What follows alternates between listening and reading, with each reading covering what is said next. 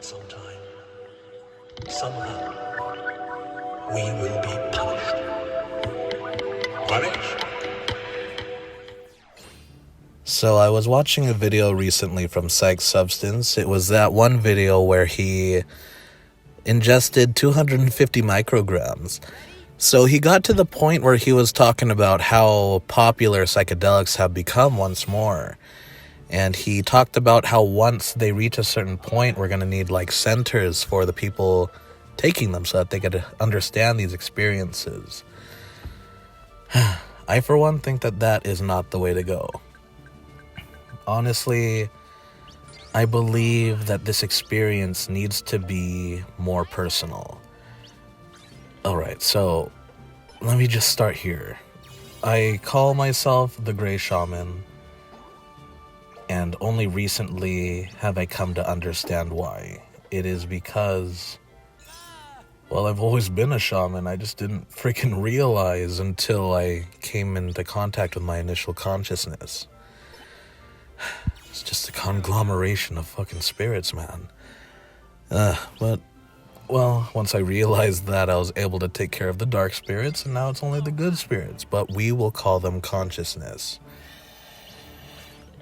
Okay, so we gotta start a long time ago. We gotta start way back.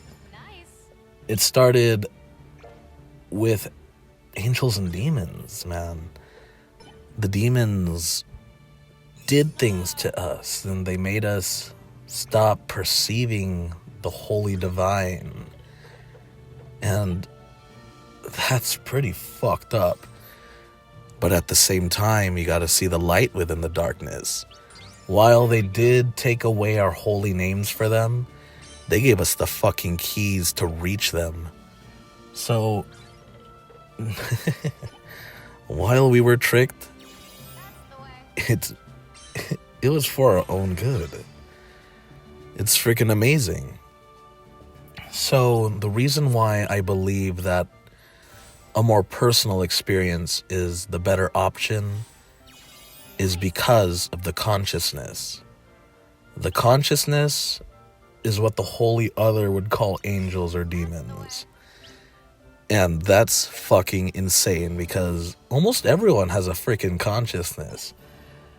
It's something that everyone is born with.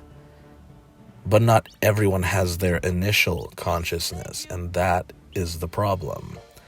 Most people subscribe to an alternate consciousness, which is something that I know is really hard to believe. But thoughts are your access to these consciousnesses. Light thoughts or dark thoughts, doesn't matter, it's access to an alternate form of consciousness.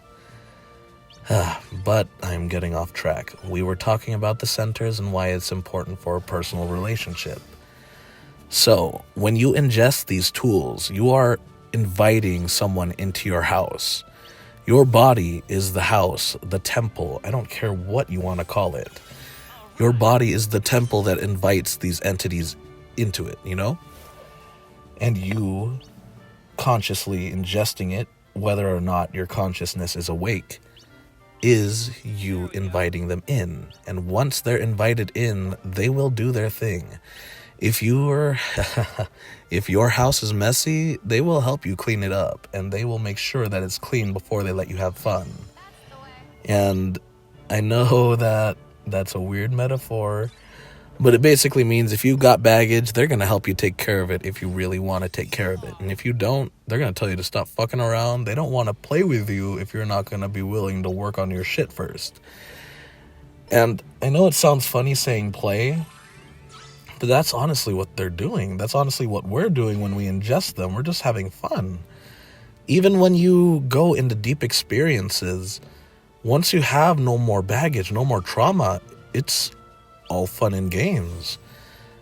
But then there comes a point where you gotta ask the big questions. But again, I'm getting off topic. Since you are inviting their consciousnesses into your body, you are able to experience them. But if you form a relationship, and this is saying you as the shaman form a relationship with the person, you will begin or you will be able to have your consciousness be there with them side by side to guide them through the experience.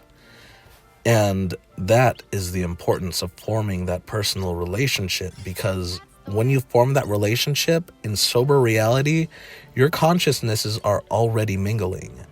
So when they are under a psychedelic experience through a plant tool, they are more susceptible to your consciousness, which is how you can help them, how you can guide them, be their guiding light, you know? That is not to say impose on them, though, which is why it's, well, I'm not going to say it's important to, because some people don't need to, you know, but it is why some find it important to ingest the substance with the individual ingesting the substance, even if it's just a little bit of the substance. So let me give you an example here. Say your friend or patient is taking shrooms. So they ingest the shrooms. They're going to have that consciousness within them. But if you ingest even a little bit, you're inviting that consciousness within yourself as well. So through their experience, they're going to experience things. And it is your job to speak for that shroom consciousness. You are to be its talking voice or its talking mouth, whatever the hell you want to call it, talking head. So you are to speak for it and validate the experience that they are receiving from it. You are not to impose your own beliefs onto them, because guess what? That tool is going to lead it to the truth no matter what, if they wish to receive that truth.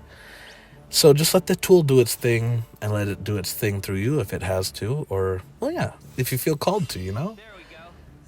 And that was just my response to PsychedSubstance. I don't know who's going to see this. It doesn't really matter, because I see the future, and it's a beautiful one, and it's going to be a bright future, and we've got this together. Just remember to stay safe out there.